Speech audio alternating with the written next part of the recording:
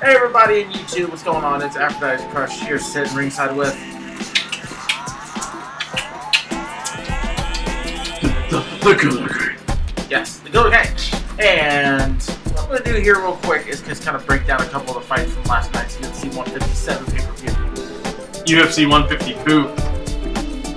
Only because Lyoto Machida ran like a little baby. And because there was a boring girl fight.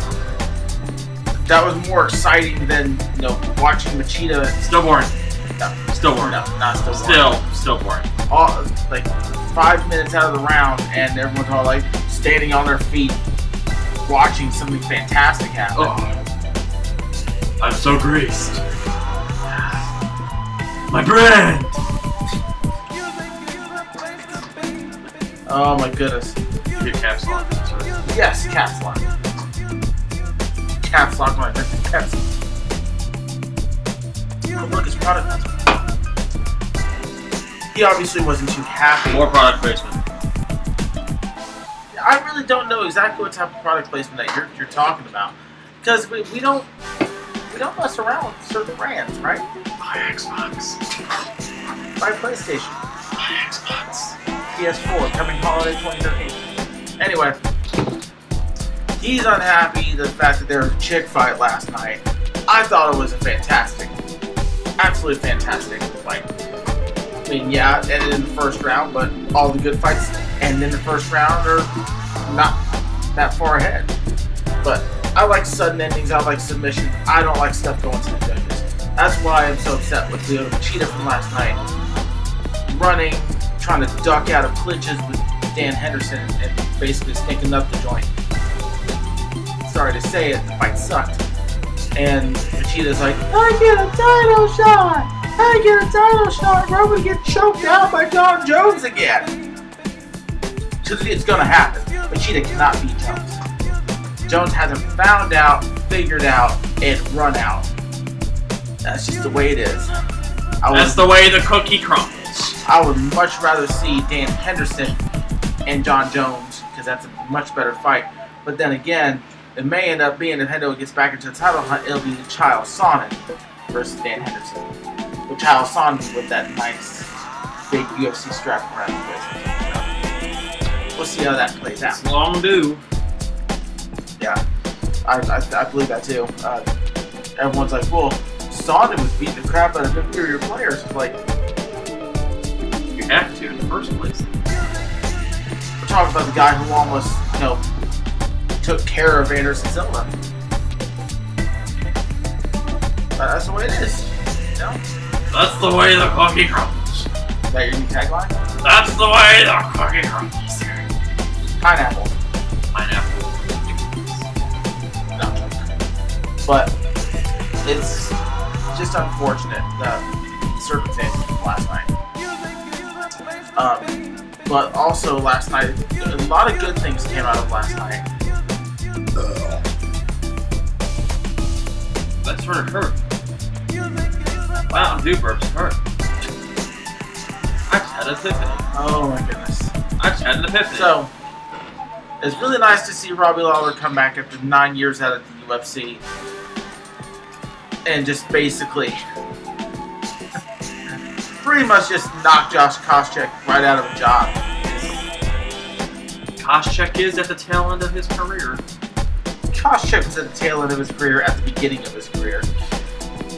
I'm sorry to say, it's fairly commonplace knowledge that Koscheck is real good at adapting to one certain game plan and not wavering from it even when he's getting the crap kicked out of him. And I'm sorry, if you're going to try to stand up with Robbie Lawler, someone who could just take his fist and, you know, replace your jaw, you're going to have what happened happen. I still have a couple of my UFC DVDs where it was Nick Diaz versus Robbie Lawler. And even at that point, he was real good, and unfortunately he got KO'd, but he's got some of the most lethal boxing skills in the UFC, especially when you piss him off. But Josh Koscheck is real good at pissing people off. Just angered the wrong person last night, and he paid for it, and Unfortunately, he may lose his job over it. But hey, Bellator is hiring. So. Bellator is hiring, yeah. But speaking of something that wasn't exciting, watching Brendan Schaub go to decision. Was it Brendan Schaub and Lamar Johnson last night? Come on. And Schaub had a nice anaconda choke, which Twitter blew up. It's like, no wonder you're telling him that, CM Punk. Ha ha ha. It ended up grinding out to decision, and I hate seeing it go to the judges because the judges almost always get it wrong. See it go to Machida and Dan Henderson. But Brendan pretty much won the fight as far as kind of like the battle of attrition. Mostly, takedowns and, lay-in pretty all the way around. But that's neither here nor there. What I'm really here to talk about is the match that he is not happy with. But unfortunately, now you gotta live with it. Because Ronda Rousey armbars Liz Carmouche in the first round, at the tail end of the first round. And, I don't want to say retains the women's bantamweight championship because she's like, I don't consider myself the champion until I win the fight. So we'll say becomes a newly crowned women's bantamweight champion. Sorry to say, that fight was more exciting than Machida and Henderson. Whether you want to admit it or not, I remember when I had my first beer. You can't turn them all, but watching that fight and watching in the middle of the round, Carmouche had on a choke. She had her back and had on a pretty nice choke. And a picture came out, I think it was on Bleacher Report. Bleacher Report or Twitter this morning, that someone took a picture of Liz's arm, and she said, "No, it's not. Ronda Rousey didn't bite me because there's teeth marks in her arm." It's like, "No, Rousey didn't bite me. That's just how tight I had on the choke." That type of pressure, that has to feel extremely unpleasant. To feel like your jaw is like caving in on itself, that your teeth are now feeling the pressure from someone's forearm grinding up against it.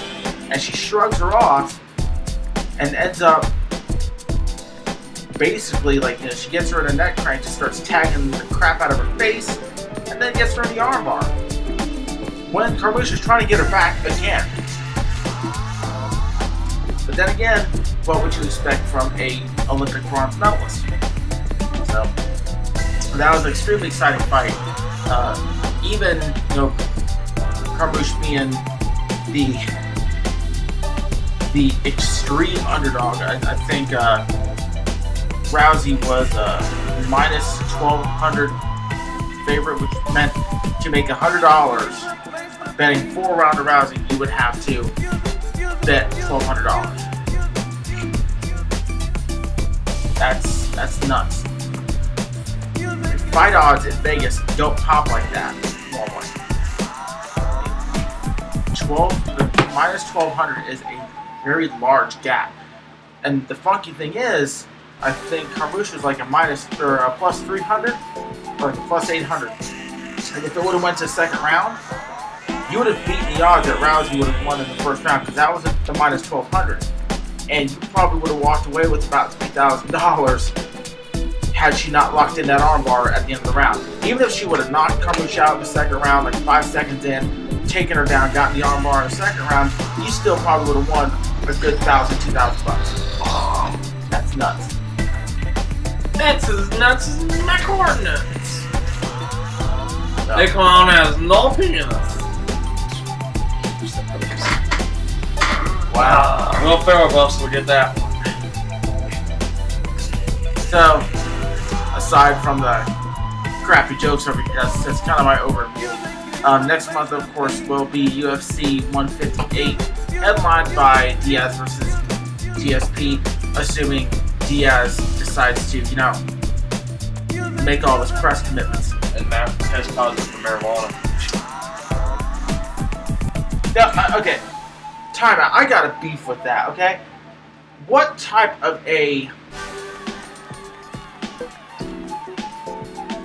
crappy organization do you have to be to look at someone dead in the face and say, you're suspended for a year for testing positive for marijuana? Why? Well, is it because I tested positive for marijuana? Because I have a prescription for that.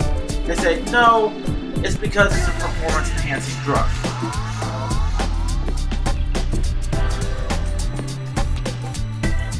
I defy anyone. I want you to put it down in the comments with your username. I don't want a fake username, nothing like that.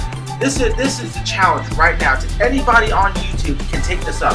If you can put down in the comments of this video that I'm going to be posting up here at 10:29 p.m. on a Sunday night, the day after UFC 157, if you can tell me in any way that marijuana increases your performance in a cage fight, besides the fact that you want a couple packs of Doritos after the fight, and maybe I understand that this is a food eating contest now. I understand. Yeah, ask Kobayashi, the hot dog eater. I'm sorry. The only thing that you're going to want to really competitively do after you're sitting there doing that is probably snack down on about 3 10-pound bags of Doritos, about 5 Taco Bell, drop $20 on Taco Bell. Yeah, a 5-gallon bottle of Faygo, or something like that. So if you can tell me, say physiologically, prove to me anyway that marijuana improves your performance in a fight, you win. What do you win? You win the knowledge that you want, because I ain't got no money to put up on this. But the simple fact of the matter is, it's stupid. Stupid, just stupid. That, you're sitting here telling me that, oh yeah, well, we're going to suspend you. It's just simply for the fact that, apparently you test positive for weed, and we have to treat that as if it's a performance enhancement. What a joke.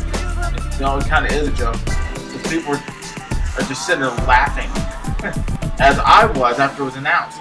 Because everyone's like, well, what do you test positive for? Testosterone? Synthetic testosterone? Oh, no, it's a little bit of hemp. But I'm gonna stop my rant. Get rid of the rant. But I want to thank everybody for watching. And I hope everybody watches next month's UFC event.